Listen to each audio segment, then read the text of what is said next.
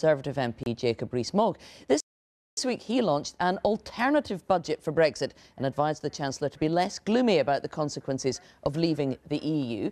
Thank you for joining us this morning, Mr Rees-Mogg.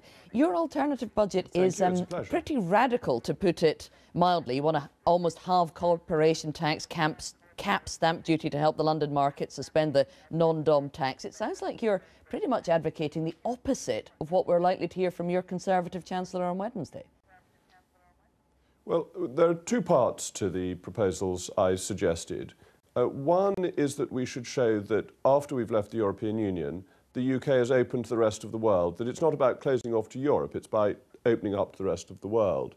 And the second is to look at the modelling that has been done by the Treasury and some other forecasters, which has been so comprehensively wrong that the forecasts made before Brexit about what would happen purely on a vote to leave have turned out to be not only false, but hopelessly false.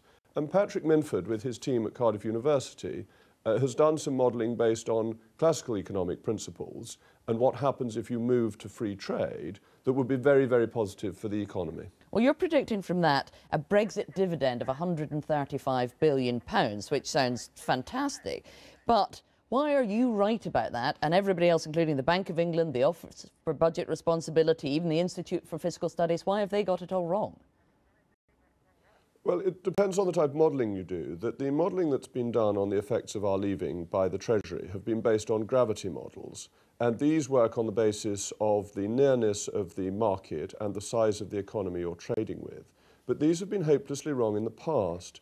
They predicted that if we joined the euro, for example, trade would grow by 300%. These were then revised down to 200%, but that's fantasy land. The modelling I'm working off is done by Professor Patrick Minford, who has an extraordinarily good track record of getting these big issues right. He was one of the economists who disagreed with the 364 economists who wrote to the Times in 1981. He was right about the exchange rate mechanism. He was right about the euro. But being right in the past doesn't mean you're right in the future, of course. Why do you think, if this is so obvious to you, the Treasury don't pick up the same numbers? Well, I think the Treasury was rather humiliated by the errors in its forecasts prior to Brexit and is trying to defend its position that the short-term economic consequences of a vote to leave was one of the most dishonest documents to come out of the Treasury. It was purely a piece of political propaganda, and I think they're understandably wounded by that and are sticking to the same script rather than looking at other forecasts and seeing what other experts are saying. So on that, you've said before that you think the Governor of the Bank of England is an enemy of Brexit, and it sounds as though you think the Treasury are opposed to it as well. Is the Chancellor, has he fallen under their spell and been persuaded to be an enemy of Brexit? No, I don't think he is. I have a great deal of admiration for the Chancellor, but his predecessor, George Osborne, was the architect of Project Fear and was much too close to the Governor of the Bank of England, who lost his independence by cozying up to the government prior to the Brexit vote.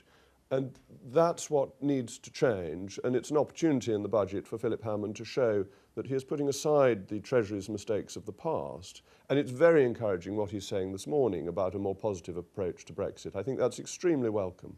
I mean, Lord Lawson, also a former Chancellor, of course, has accused Philip Hammond of being very close to sabotage on Brexit. Nadine Dorries says we need a can-do man at the Treasury, not a prophet of doom. Do you think that's what he's been until now?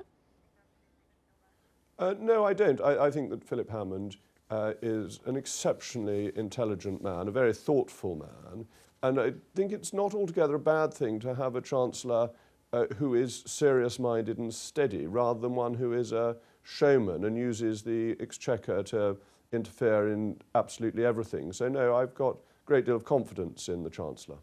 Now, when you launched your budget for Brexit, you said that the government has to deliver the £350 million a week for the NHS that was promised during the EU referendum. Even though you didn't think that promise should be made, it's something they now need to deliver on? Yes, I think it is. And this only comes once we've left. We can't do it before we've got the money from leaving. I think politicians have to recognise that voters don't look at the small print of electoral promises. That if you put 350 million on the side of a bus and say this may be available for the NHS, people don't notice the may, and nor should they actually. It's perfectly reasonable to think that that is a promise. Brexit was won, by the Leave campaign, and therefore I think it is very important that that promise is delivered upon. Politicians must keep faith with voters and deliver on implied promises as well as ones that are set out in every last detail. So the Cabinet will move on to talking about the Brexit bill this week, and of course we understand that they may need to come up with more money to satisfy EU demands. Of course, the more money that is spent on that is less money that is then available for things like spending on the NHS. Are you worried about the size of the exit bill? Well, you put your finger on the most important point, that it is a matter of choice for the government. They will have to choose whether to give lots of money to the European Union or to spend money on necessary UK public services, and that will be part of the negotiation. In all these expenditure issues, and indeed tax issues, it comes down to choices that government makes. I would encourage the government to make the choice of our own domestic public services rather than expensive schemes in continental Europe. Why then are you advocating that the government should spend much more money, up to £2.5 billion, on preparing for a no-deal scenario when that's money that could be spent on essential public services? Well, I don't think all of that would need to be spent, but I think it is really important that we are ready to leave in the event of no deal. That if we left with no deal, we would, on current figures, if it cost the full £2.5 billion, still be saving the remains of the 18 billion, so we'd be saving 15.5 billion against paying for the rest of the multi-annual financial framework. So to show that we're ready on day one would be money well spent, and most of it will be needed anyway. We need to have new customs arrangements in place for when we finally left the European Union, even if it's not for a no-deal situation. There are some suggestions this week that the government might back down on the idea of putting the time and date of leaving the European Union on the face of the bill. Would you be concerned if that was removed from the bill? Well, it's in Article 50 that unless Article 50 is extended by unanimity in the Council of Europe, we leave on the 29th of March 2019. We are no longer a signatory to the treaties, and it makes sense that that should be the same in domestic law, but whether it's introduced by a statutory instrument or is on the face of the bill is a secondary concern from my point of view. It's important that we leave on that date. Okay, Jacob Rees-Mogg, stay there if you would. We're joined in the studio now by the former Minister Stephen Hammond, who is a member of the Treasury Select Committee and one of the Tory MPs who was named as a Brexit mutineer by the Daily Telegraph this week. Lucky him. I'm also assured that you are no relation to the Chancellor, despite sharing a surname with him, Mr. Hammond. I mean, let's just pick up on what Jacob Rees-Mogg was saying there. How important is it to you as a mutineer, as the Telegraph put it, that the government do not put on the face of the withdrawal bill the date and time of our leaving? Why does it matter? Well, I agree with Jacob that, of course, it is in the with Article 50 process. But the key reason is important is that these negotiations look like they're going to be tricky. They look like they're going to be longer than we expected. And it may well be that we are still negotiating out right up until March 2019. With unanimity, we could then have a very short, maybe couple of weeks period of extension.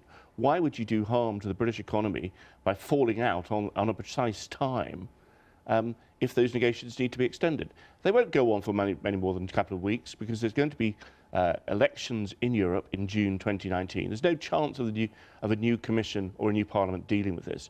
And so I think giving itself flexibility. And the other key point is flexibility. The government has said all the way along it wants flexibility in negotiations. Why hamstring yourself and give all the advantage to the other side? And part of that was evidenced yesterday by someone trying to suggest that they're going to ask for the Thatcher rebate to be suspended. And that is a direct result of putting this date on the face of the bill. Jacob Rees-Mogg, you did not agree with the Brexit Committee on which you sit's findings on this. You think it is important that we set the date and time?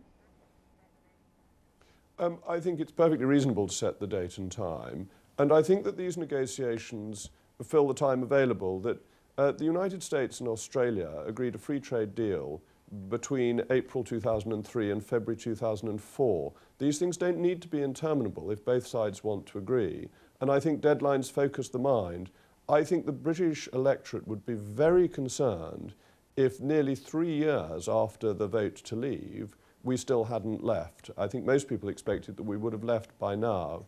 And the negotiations, realistically, to get through the approval of the European Parliament and so on, need to be completed by at the end of next year, going up to the last minute, I don't think is realistic in these circumstances. Of course, in order to move on to talking about a trade deal and getting that done, the EU need to agree to move on, and to do that, of course, we need to settle the divorce.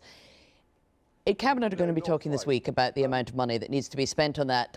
Stephen Hammond, are you happy for the government to offer significantly more than the 20 billion euros that was suggested in Theresa May's Florence speech? Well, I hope that the government will stick to the Florence speech in terms of ensuring that we fulfil all our liabilities and obligations, which we've said we'll do. I am not clear exactly what that, whether that's 20 billion or 40 billion. I'm not sure the government is at the moment. The other key thing is that if part of the divorce bill is then some settlement for getting the trade deal, then we'll need to examine that very carefully. So, Jacob Rees-Mogg, is this something else that might spark another war within the party if the Cabinet do start to suggest they're prepared to pay significantly more than Theresa May indicated in Florence?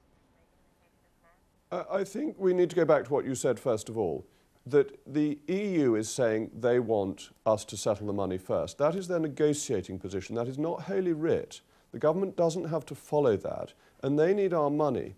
If we don't pay any money for the final 21 months of the multi-annual financial framework, the EU has about £18 to